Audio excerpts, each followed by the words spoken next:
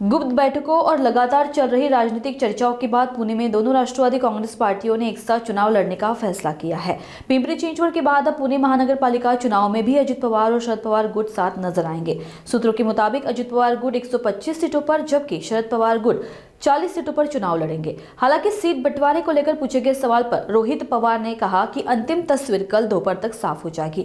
आज होने वाली पत्रकार परिषद पर सभी की नजर टिकी है, जहां गठबंधन का अंतिम फॉर्मूला और आगे की रणनीति सामने आने की उम्मीद है। गौर से सुनिए क्या कहना है रोहित पवार का इस पूरे मामले को लेकर। आहे त्यामुळे इथं जर आपण कार्यकर्ते बघितले की प्रशांत जगतापांचा काँग्रेसमध्ये प्रवेश झाल्यानंतर ते जे कुठली नावं सांगत होते शहराचे अध्यक्ष म्हणून, त्यातले 95% कार्यकर्ते हे प्रवेश झाल्या सुप्रियाताईंना सर्व नेत्यांना भेटले आणि त्यांनी जे सांगितलं की काही झालं तरी आपल्याला घड्याळाबरोबर त्या ठिकाणी जावं लागेल।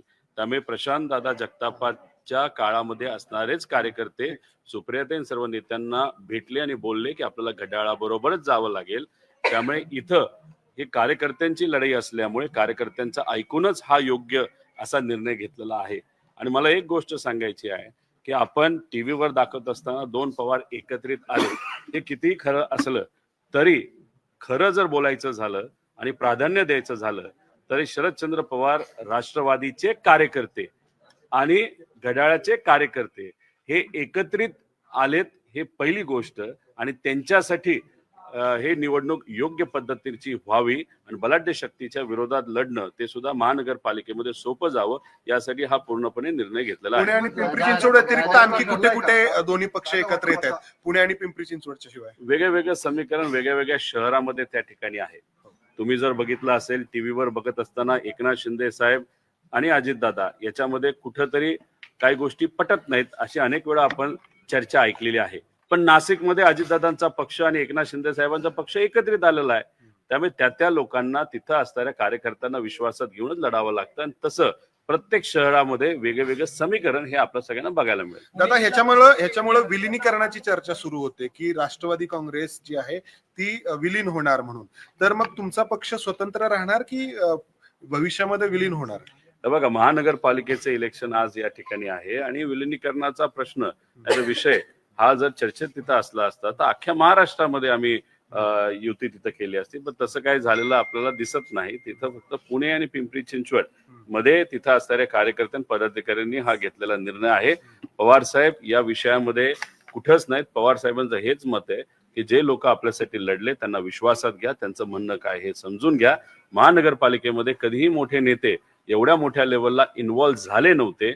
पवार साहेबांना पूर्वीच्या काळातली त्या ठिकाणी सवय असल्यामुळे ते म्हणले पदाधिकाऱ्यांना विश्वासात घ्या, ते जे म्हणतील तसं त्या ठिकाणी करा। आणि तसंच वेगळ्या शहरांमध्ये वेगवेगळं समीकरण हे आपल्याला बघायला मिळतंय। पण पुणे आणि पिंपरी चिंचवड मध्ये घड्याळ आणि तुतारी हे एकत्रित लढताना आपल्या सगळ्यांना बघायला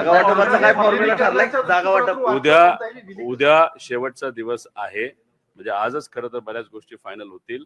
एबी फॉर्म हे आमच्या पक्षांकडनं आमच्या कार्यकर्त्यांना त्या ठिकाणी दिले जातील, घड्याळकडनं घड्याळच्या कार्यकर्त्यांना दिले जातील आणि उद्या दुपारी आपल्या सगळ्यांना किती जागा आम्हाला मिळाल्या याच्याबद्दल स्पष्टपणे काही गोष्टी जागा वाटपाचा फॉर्म्युला ठरलेला नाही ठरलेला आहे, तो फक्त प्रेसला सांगितलंच पाहिजे असं कुठं सांगितलेलं नाही।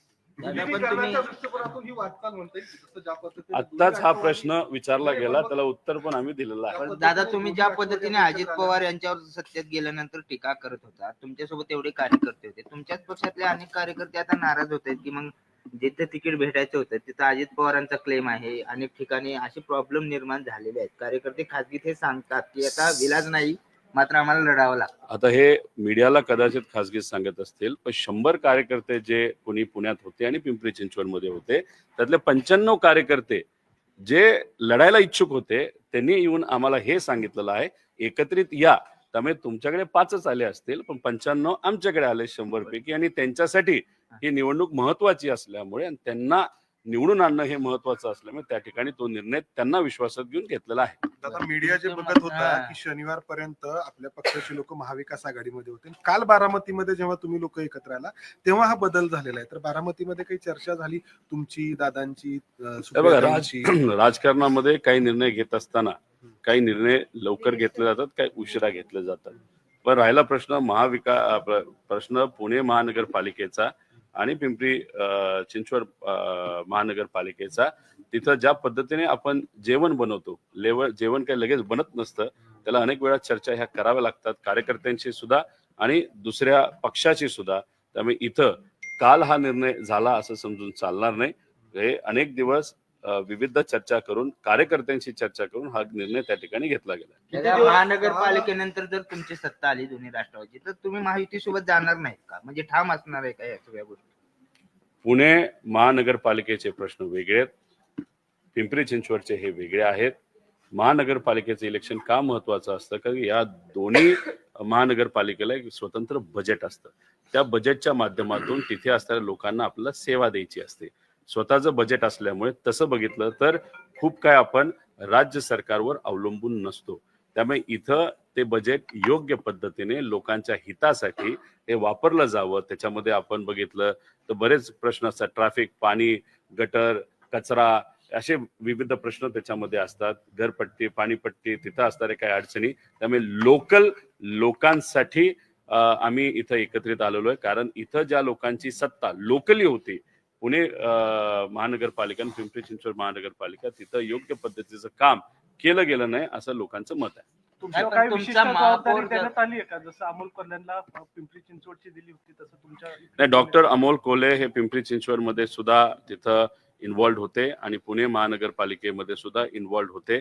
आम्ही जिथं कुठं काही कमी वाटतंय तिथं आम्ही तिथं असतो, अशा पद्धतीची भूमिका तिथं आम्ही घेतलेली आहे. इथं सगळेच नेते जे आमच्या बरोबर आज आहेत, त्यांनी त्या कार्यकर्त्यांशी बोलून कार्यकर्त्याला न्याय देण्याचा प्रयत्न तिथं केलेला आहे. आणि जिथं कुठं संवादामध्ये, चर्चेमध्ये दुसऱ्या पक्षाबरोबर जर कुठं काय बोलायचं झालं, चर्चा करायची झाली, तिथं एक कार्यकर्ता म्हणून मी 2 शब्द नक्कीच बोललेलो आहे. दादा, काल अदानी बारामतीमध्ये होते, मात्र विरोधकांकडनं टीका होताना दिसते. अदानींनी देश विकला आणि अदानींच्याच भावाने तुमचा पक्ष फोडला, अशा पद्धतीची विरोधकांकडनं टीका होताना पाहिजे. आम्ही टाटा समूहाच्या प्रमुखांना भेटलेलो आहे, आम्ही अंबानीला भेटलेलो आहे, आम्ही अडाणींना भेटलेलो आहे, आम्ही जे कोणी महाराष्ट्रामध्ये मोठ्या प्रमाणात इन्व्हेस्टमेंट करतात आणि आमच्या युवा पिढीला हाताला काम देतात, त्या लोकांना सातत्याने भेटत असतो. जे लोक CSR सामाजिक कामासाठी देत असतात, त्यांना विनंती करून ते चांगलं काम व्हावं यासाठी आम्ही प्रयत्न करत असतो. आणि कालचा जर कार्यक्रम आपण बघितला, तो एक सामाजिक कार्यक्रम होता. या भागातल्या मुला-मुलींना आर्टिफिशियल इंटेलिजन्स बद्दल माहिती व्हावं आणि आमच्या भागातली मुलं, महाराष्ट्राची मुलं ही अख्ख्या जगात जाऊन मोठ्या मोठ्या लेवलला नोकऱ्या त्या ठिकाणी घ्यावेत आणि त्याला एक फुल नाही तर फुलाची पाकळी म्हणून CR4च्या माध्यमातून जर एखादा समूह तिथं मदत करत असेल तर त्यांना वेलकम करणं, त्यांचं स्वागत करणं, त्यांचे आभार व्यक्त करणं ही आपल्या सगळ्यांची संस्कृती आहे. पवार साहेब प्रचारात असणार आहेत या सगळ्या महापालिका निवडणुकीत? याच्या आधी पवार साहेब कधी महानगरपालिकेच्या निवडणूक आले नाहीत, आता सुद्धा ते येणार नाहीत. त्यांनी पूर्णपणे ही निवडणूक आणि ही लढाई कार्यकर्ते आणि पदाधिकाऱ्यांच्या जबाबदारीवर सोडलेली आहे. ठीक आहे. थँक्यू.